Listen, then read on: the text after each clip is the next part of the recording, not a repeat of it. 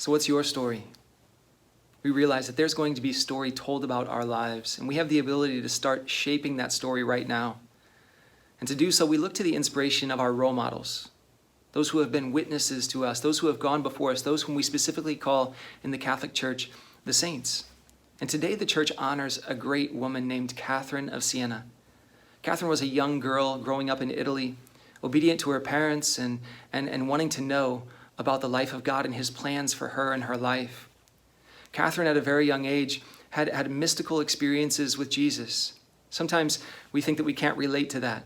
Does that mean that these are just weird people who have apparitions of Jesus and the Blessed Mother and all of these people that we'll never attain to or we've never experienced?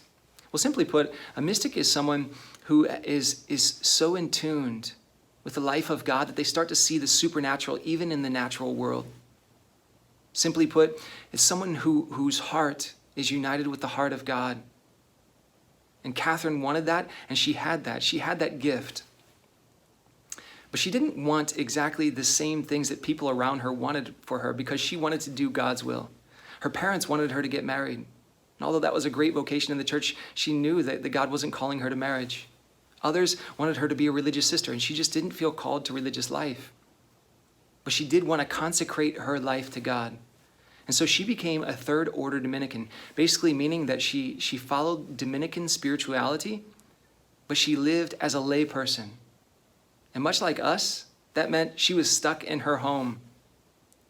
And so during that time, she said she made her room a cell, much like we have done at times, making a special place for prayer. She also said she made an inner cell. She had a cell inside of her, a cell inside of her mind and in her heart and in her soul, where she could be alone with God.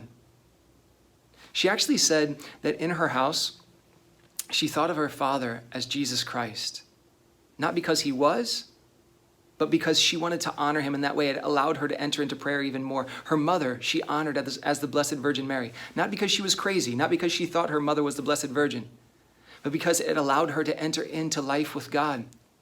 And because she did have about 12 living brothers and sisters, she imagined them as the apostles, which allowed her to live like an upper room experience. It allowed her to treat her family as she would treat Jesus himself, the Blessed Mother, the apostles, and to live in that community. But she only did that for a while. She realized that in her prayer, being in tune with Jesus' voice and in his heart, she was being called out of that silence of her home and into the public sphere. She had great gifts. She was brilliant intellectually and she was brilliant spiritually. So much so that in modern terms, we might call her an influencer. She became an influencer of society. She started writing letters to priests, bishops, cardinals, even the Pope himself, wanting to help reform the church according to what she believed that Jesus was telling her. And not knowing her age, people started to listen to her. And the church started to reform. In fact, the Pope had moved because of fear of the wars that were going on in Italy at that time, the warring states. He actually moved the papacy to Avignon, France. And she saw clearly that the Pope is not to live in fear. He's supposed to be a beacon of hope for his people, and he needs to return to Rome to be the Bishop of Rome.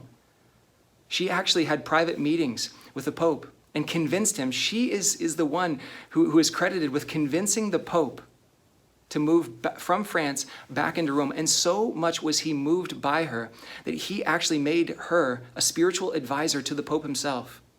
This was Gregory the 11th. In fact, she was such a good diplomat for the Pope and such a good speaker that he asked her to help make peace in Italy. And she talked to other politicians to help make peace between warring states. Y'all, this girl was in her 20s.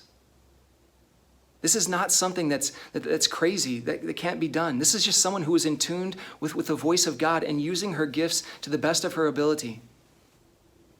Today, Catherine is honored not only as a saint, but she's the patron of Italy. She's the patron of Europe.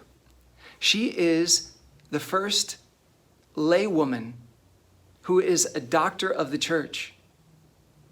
So much does our church honor her. They honor with this title, this honorary title of a doctor of the church. All of this, and she died at the age of 33. Can you imagine, just as we're at home, what are we doing with our lives? This woman was inspirational by the way that she lived in solitude and by the way that she lived in the public sphere. And she did so without fear.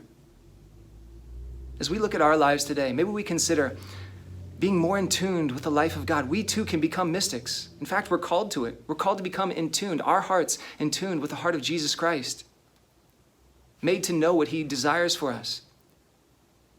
If you're praying about your vocation today and what you want, and maybe being pressured by people around you of what they want for you, ask for the intercession of Catherine of Siena. Look to her witness to follow the heart of Jesus. And maybe we're called to use our gifts in the ways that the world thinks are crazy. The opposition that she faced was one specifically in which the Dominicans became jealous of her and suspicious of her. In fact, they sent a priest to kind of reel her in.